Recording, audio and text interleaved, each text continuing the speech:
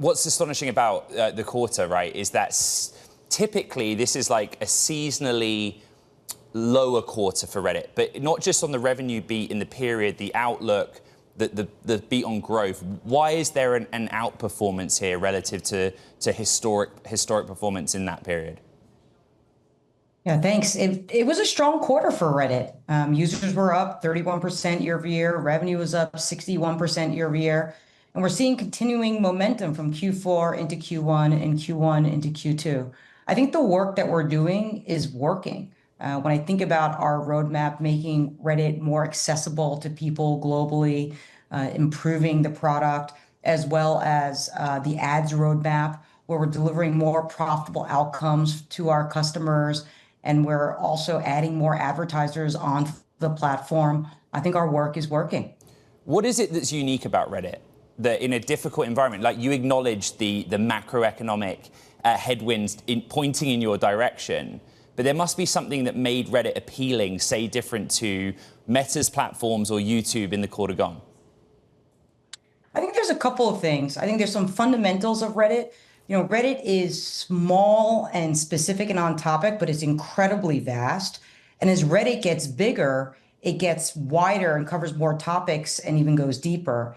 And because we're so vast, it means so many companies and so many brands can find their customers on Reddit. And we continue to have users that are not on any other platform, who reveal interests that are not on any other platform. So we can find customers that are not findable in other places. I will also add that in a moment of uncertainty like right now, Reddit is a really important resource. When there are changes in consumer behavior, what companies are trying to figure out is what are their customers thinking right now? And Reddit is the place where we can provide insights to them to think about, what's on their customers' minds. It's also a place where customers spend more time because they want to be more considered about their purchases. They're trying to get help navigating interest rates and decisions that they're trying to make. So what we're doing is staying very close to our customers, bringing those insights to them so that they can digest that and think about their strategies in this moment. In calendar 24, a quarter of your revenue came from just 10 big customers. How much is that a sort of risk when you look at the profile of your sales, and how are you de-risking away from the concentration of customers you rely on? Well, we've been diversifying our advertiser base significantly. We also mentioned on the call that we grew our active advertisers 50% year over year. And that's been growing in a couple different dimensions across verticals. Of our top 15 verticals, 10 of them grew over 50% year over year. Our scale channel, which is mid-market and SMB, has been our biggest growth driver in terms of channels. And that's where there's a lot of advertiser diversity. Yeah. And then globally, our business grew over 83% year over year, and that's also diversifying to global advertisers. So I think we're seeing quite a bit of diversification. You spend a lot of time on airplanes. I know that. I mean, the geographic growth is really interesting because the English language is the core of Reddit at the moment. How do you expand into new territories and markets with translation? And what are the next markets outside the US that you hope to launch in? Yeah, great question. On the user side, Reddit is becoming more accessible outside of the US for non-English speakers. And we do that a couple ways. The first is using machine translation to take universal conversations, things like life experience, parenting, fandom, and translate that into local language so that folks in France and Germany, et cetera, can enjoy it in local language. The second thing we're doing is recruiting moderators in those countries and developing thriving local communities, because Reddit is great when it's global and it's local. And so those communities are creating a very local feel for Redditors in France and Germany and our focused countries. Right now, we have 8 focused markets that are getting this treatment, and they're growing 2 times as fast as the rest of international daily active uniques, which is great to see. And we'll be expanding that. So we have Brazil, we have parts of countries in Southeast Asia, but that treatment will expand to the rest of the year.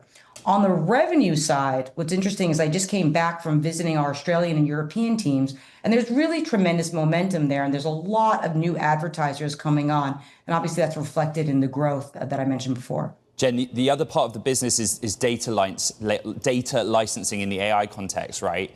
The pitch that you give to those developing frontier models is that Reddit is contemporaneous. There is new and genuinely human contribution to the platform, and that therefore the data is valuable. You know, we know about all the big names that are working on next-gen models throughout the calendar year. How do you ensure that your data licensing deals and your targets for new deals line up with them starting the training process on their next model? Well, I think when we talk about data licensing, what we're really talking about is the fact that Reddit data is really valuable, and it's valuable for others to build products around, and it's valuable for us to build products around. I would say we're open for conversations, and we're really, we're pleased with the partnership so far, and we're really excited about what we can build. I mean, you see this with Reddit Answers, which we released, globally this week. I don't have anything new to share on this right now, but I'd say we're open for conversations. We're excited about the products that we can build. Do you have a target for how data licensing contributes proportionately to the core ad business? I don't think we don't view them as connected. We really view data licensing as thinking about, okay, the value of Reddit's data. There is value to third parties building products around it. And again, we have conversations there. And then we spend actually a lot of our time thinking about the value of Reddit data to ourselves. So for example, there are a lot of people coming to Reddit today to get answers to their questions. And when you look at what we released in Reddit Answers, that's an idea of what's possible, of what search on Reddit could look like. When you are trying to get human perspective, point, counterpoint, not a definitive answer, but an opinion on anything. What car should I buy for a family of 6? What new backpack should I get for a short person? All of these things. That is an example of what's possible with Reddit data. So we kind of think of it on those two dimensions, less about its relationship to advertising.